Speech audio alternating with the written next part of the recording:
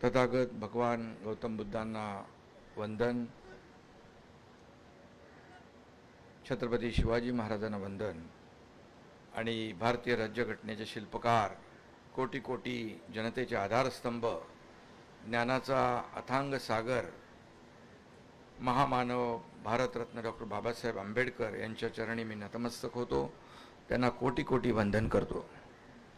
आजच्या या डॉक्टर बाबासाहेब आंबेडकर यांच्या 135व्या जयंती महोत्सवाला उपस्थित या राज्याचे महामहिम राज्यपाल आदरणीय जिष्णुदेव वर्माजी, आता ज्यांचं भाषण झालं मगाशी ते आपले लाडके मुख्यमंत्री देवेंद्र फडणवीसजी, आमच्या ताई उपमुख्यमंत्री सुनेत्राताई पवार, सभापती महाराष्ट्र विधान परिषद रामभाऊ शिंदे, उपाध्यक्ष अण्णा बनसोडे, मंत्री ज्येष्ठ मंत्री छगन भुजबळ साहेब, मंगल प्रभात लोढाजी, आशिष शेलारजी, संजय शिरसाटजी, मुंबईच्या महापौर ऋतुताई तावडे, माजी खासदार राहुल शेवाळेजी, आपले बनतेजी डॉक्टर राहुल बोधी महातेरो, मुख्य सचिव राजेश अग्रवालजी, भाई गिरकरजी, कोळंबकरजी, वाघमारे राजू, नागसेन कांबळे, दीपक केसरकर इथं आहेत, ते जवळ असल्यामुळे दिसले नाही, दीपक केसरकरजी, आमचे आमदार समोर बसलेल्या सना मलिक आहेत, पंकज भुजबळ आहेत, मगाशी इथे बाळासाहेब आंबेडकर भेटले, मुंबई महापालिकेच्या आयुक्त अश्विनी भिडे मॅडम, पोलीस महासंचालक सदानंद दातेसाहेब, पोलीस आयुक्त देवेन भारतीजी, प्रधान सचिव हर्षदीप कांबळे, रुबल अग्रवालजी, कोकण आयुक्त प्रशांत नारनवरे, सर्व सहकारी आमदार आणि आज या उपक्रमाला कार्यक्रमाला उपस्थित सर्व लाडक्या बहिणी लाडक्या भावांनो, चैत्यभूमीवर आज भीमसागर लोटला आहे आणि या सर्व भीमसागराला माझा जय भीम करतो।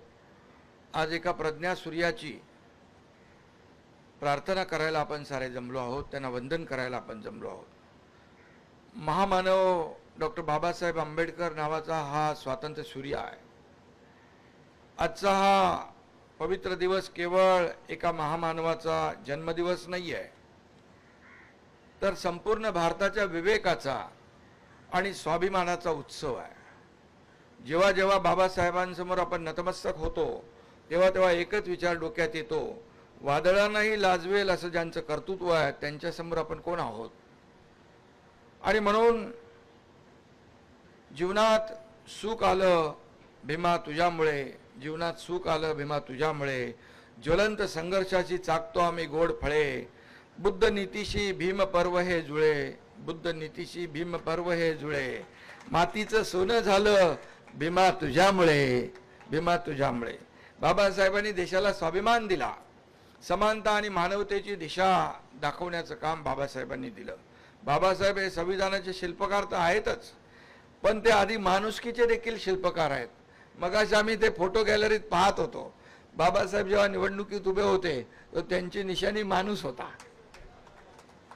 आणि त्यामुळे त्यांनी माणसाला किती महत्त्व दिलंय आणि त्यांनी जी घटना लिहिली, अनेक देशांचा अभ्यास करून आपल्या देशाची घटना सर्वोत्तम ठरली पाहिजे, यासाठी आपल्या देशाची घटना सर्वोत्तम ठरली आणि शेवटच्या माणसाला न्याय मिळाला पाहिजे ही भावना बाबासाहेबांनी मनामध्ये ठेवली आणि म्हणूनच त्या घटनेवर आपण राज्यकारभार करतो आहे। आणि म्हणून महापुरुष जेव्हा शांत चित्ताने आणि विवेकानं या ठिकाणी एखादी कृती करतात तेव्हा ती क्रांती होते।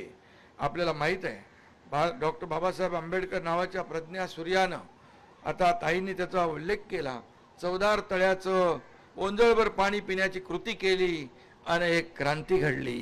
बाबासाहेबांच्या एका कृतीनं दलित वंचित समाजाला आत्मभान दिला, आत्मसन्मान मिळवून दिला।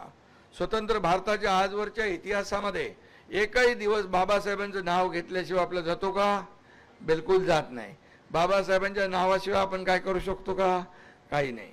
आणि म्हणून आज आपल्या देशाची लोकशाही जी या भक्कम पायावर उभी आहे तो पाया बाबासाहेबांनी रचला आहे घटनेच्या माध्यमातून. आणि म्हणून बाबासाहेबांनी दिलेलं संविधान हाच आपला राष्ट्रधर्म आहे. डॉक्टर बाबासाहेबांच्या संविधानाचा खरा सन्मान केला तो देशाचे आदरणीय प्रधानमंत्री नरेंद्र मोदीजींनी. देशाचे प्रधानमंत्रीजींनी आज आपण संविधान दिन साजरा करू लागलो हे पहिल्यांदा घडलेलं आहे. 2015 पासून हा देशाचा संविधान दिन आपण सुरू केला. आणि म्हणून आम्ही जे काही इथे खुर्चीवर बसलेलो आहोत राज्याच्या हिताची शपथ घेतली ती फक्त मंत्रिपदाची नव्हती तर ती संविधानाची शपथ होती. आणि प्रत्येकाने मनात एकच प्रश्न विचारला पाहिजे की आपण ज्या ठिकाणी आहोत ते कुणामुळे आहोत. एक आदिवासी भगिनी राष्ट्रपती होऊ शकते, एक सामान्य कुटुंबातला परिवारातला व्यक्तिमत्व या देशाचे प्रधानमंत्री होऊ शकतात. या ठिकाणी मी देखील आपल्या समोर आहे. एक शेतकरी कुटुंबातला एक सर्वसामान्य शेतकरी कुटुंबाचा मुलगा या राज्याचा मुख्यमंत्री झाला, उपमुख्यमंत्री झाला आणि आमच्या आता सुनेत्रताई उपमुख्यमंत्री झालेल्या आहेत. आणि म्हणून हे सारं घडलंय ते केवळ बाबासाहेबांच्या संविधानामुळे शक्य झालेलं आहे. आपली भीमाची लेख डॉक्टर ज्योतिताई वाघमारे या संसदेत पोचल्या त्या देखील बाबासाहेबांच्या संविधानामुळे. आणि म्हणून आता तर लाडक्या बहिणींसाठी सुनेत्राताई 33% आरक्षण या ठिकाणी प्रधानमंत्री महोदयांनी तो निर्णय घेतलाय लाडक्या बहिणींसाठी. आणि त्याचं मला वाटतं 16, 17, 18ला विशेष अधिवेशन आहे. आणि म्हणून महिलांना देखील आत्मसन्मान मिळाला पाहिजे, त्या आत्मनिर्भर झाल्या पाहिजेत यासाठी सातत्याने प्रयत्न होत आहेत. आणि हा देखील आपल्या राज्य घटनेचाच एक भाग आहे.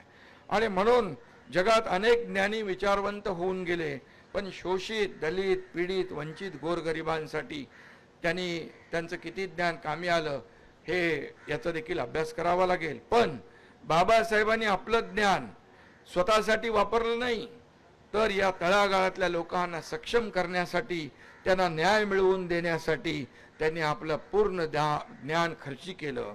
आणि म्हणून त्यांचा विचार हाच आमच्या सरकारचा DNA आहे असं मी म्हटलं तर वावगं ठरणार नाही. आणि म्हणून स्वातंत्र्य, समता आणि बंधुता हा आमचा मंत्र आहे आणि तो कायम राहील अशी ग्वाही या ठिकाणी मी आपल्याला देतो.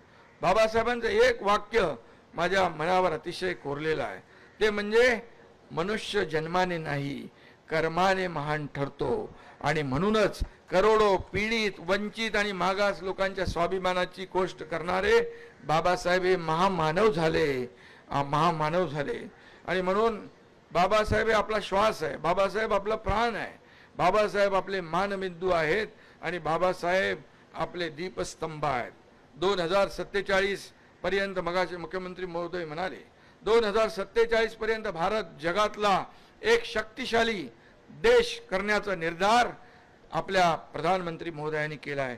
आणि त्याप्रमाणे मोदीजी सांगतात त्याप्रमाणे देशाला तिथपर्यंत नेण्याची ताकद या आपल्या घटनेमध्ये आहे, बाबासाहेबांच्या संविधानामध्ये आहे.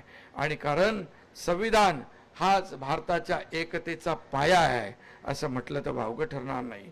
आणि म्हणून अनेक कामं आपण सरकारने केली, अनेक स्मारकं उभी केली.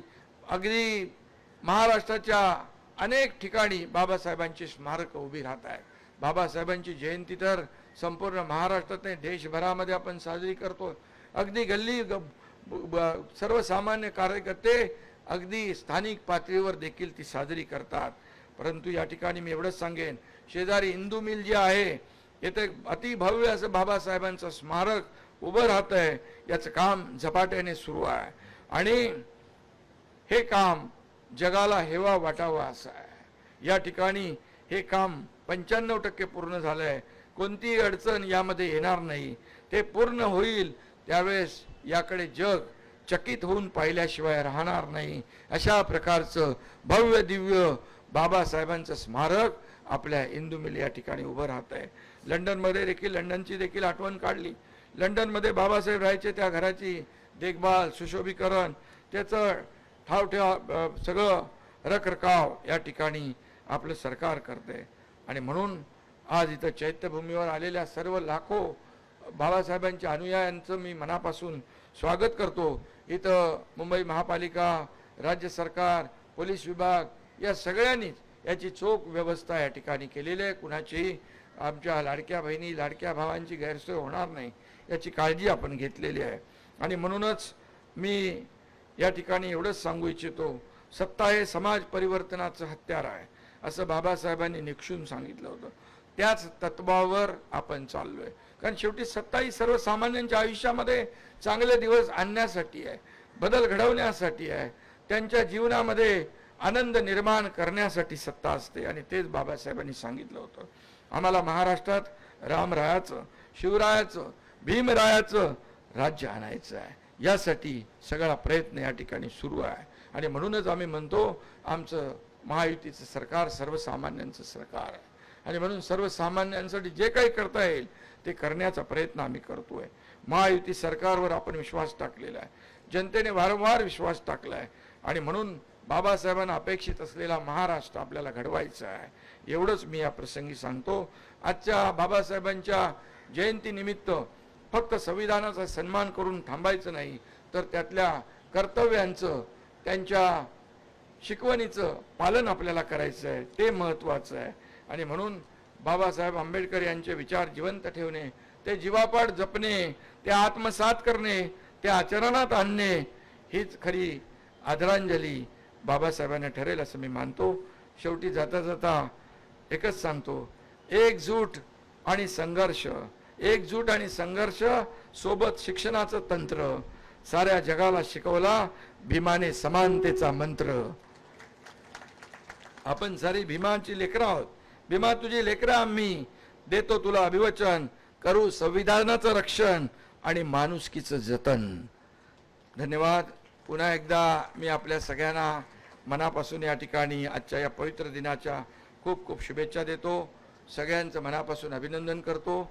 सर्व व्यवस्था जी केलेली आहे, मुंबई महापालिका, पोलीस विभाग, या सर्वांनी, राज्य सरकार, या सगळ्यांचं मनापासून अभिनंदन करतो.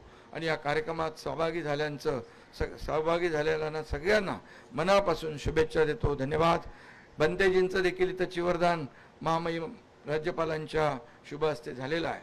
आणि म्हणून पुन्हा एकदा मी सगळ्यांना धन्यवाद देतो. जय हिंद, जय महाराष्ट्र, जय भीम.